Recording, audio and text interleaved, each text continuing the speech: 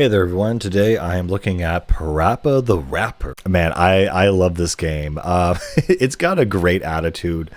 And yeah, I was playing the remastered version on PS4 because I was trying to figure out, okay, what's the easiest way to play this? And I do own a PS1, and I would, in any other case, buy this online off eBay. But this is a classic game, and it is $300. So I definitely missed the window to purchase this game. So I had to play it on the remastered version, which is fine. That being said, too, PaRappa is kind of a very fun game, and I know it really appeals to my more modern sensibilities, where I don't want a game that takes up my entire weekend or takes up my entire week, for that matter, friggin' JRPGs. But it's a very short, honestly, less than 5 hour experience that's going to live with you for the rest of your life. It's very iconic. I love the fact that PaRappa is like a 2D model that's constantly bending. He's kind of like Paper Mario, even though that's not part of like their universe or anything. They try to have the same energy as a Sunday cartoon. I definitely played PaRappa 2 before this one, so I kind of knew what to expect, and it was mainly more of the same, honestly. So in this, of course, PaRappa, he wants to impress his school girlfriend, Sunny Funny, and so all of the rap battles revolve around that. Again, it has a very Saturday morning cartoon vibe to it, but of course, it's a Japanese game, so there's going to be a bunch of really crazy stuff in here. And so it's a bunch of these little scenarios, and they have a setup that PaRappa is like, oh, if I do this, then Sunny will like me. And so that's what he decides to do. And then he has to rap for what he believes in, basically, with a certain person. And so the rapping works, pretty normally, like any rhythm game. I guess, bear in mind that this is when rhythm games were a new thing. So just clicking the buttons on the controller as they appear, as little PaRappa's icon goes past them. First you have the character you're fighting against go and hit all the notes, and then you kind of go in with the beat after them. And so I don't know, between looking at PaRappa's icon and then comparing it to if you just listen, I personally found that it's a lot easier to actually just look at the cue rather than listening. And actually, I waffle between that. Sometimes I find that listening is better than using the cue, and I got really, really messed up, actually, because I honestly, upfront, no, I don't like rhythm games. I'm not good at rhythm games.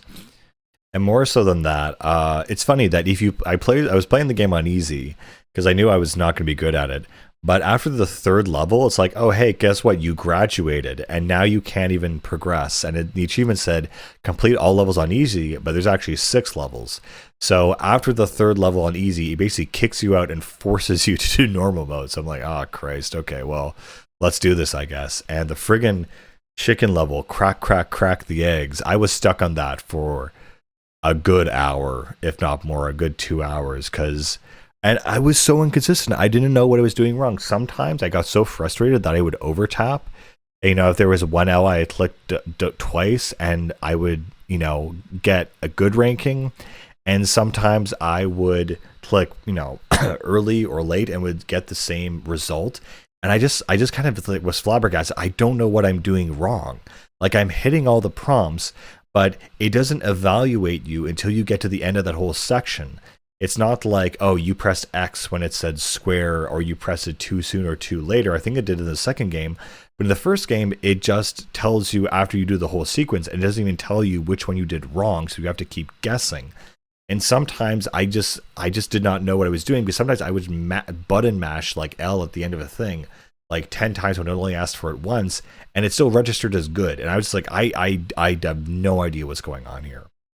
Anyway, the strategy I ended up developing over the course of the game is what I realized actually worked is that I was pressing the buttons too softly, and I started like tapping them or clicking them as if they were like a bug I was attacking. And that actually seemed to work a lot better. I don't know if this was made with the PS1 controller in mind, but the ability to kind of attack the buttons, I was kind of pressing them, and I guess maybe it was registering that I was holding the button for like a half millisecond more than I was tapping it, because a lot of these things are kind of, tapped right after each other. If you have 2 quarter notes, basically, like you have to like go off that note and then re-tap it. So it's really really intense, I guess is kind of what I'm saying. But once I understood the technique of tapping the buttons rather than pressing them, I was doing much better, and I was able to finally beat the game in much less time. In fact, the chicken level was probably the hardest one out of all of them. Funnily enough, even the final level, I only had to do that 3 times. And the one before that, maybe like again 3 times, but the chicken level was probably like 20 times. I just had no idea what I was doing. I always thought I'm never going to be able to do this because I just know I'm so bad at rhythm games. Also, probably my favorite song from this version. I mean, from the second game, it's definitely "French the Fries" with the burger guy. I don't know why I love that one, but surprisingly, I thought that my favorite from this one was actually the I love her name, Officer Mussolini's driving school. Bim bim bam bang bang bang. I actually really enjoyed that song, and to the fact that this is how PaRappa's getting his driver's license. I also messed up on the first time I did this, and instead of doing a left-hand turn with L1, I did R, and it actually shows the car spinning out of control. And I really like the idea of rapping so poorly that you crash your car and die.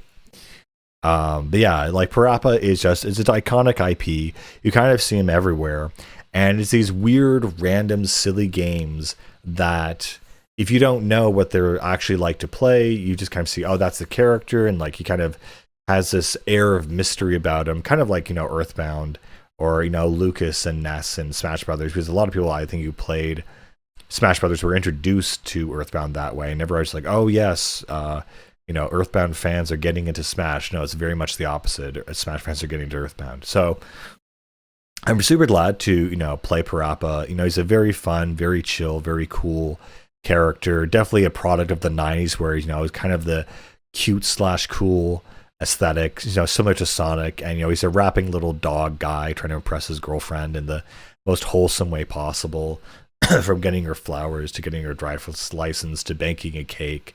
Like it's very wholesome, fun stuff. But yeah, overall the game is super short. It is, again, only like, once you get the hang of it, it's only like 5 hours. I mean, there's only 6 levels in the whole darn thing, so it's definitely one of the shortest games. But I think that's one of the bigger points of Sony's IP that I really, I don't know, appreciate as an IP. That it's just very distinct about like this rapping dog that goes on his 2D adventures around this town that feels like a Saturday morning cartoon.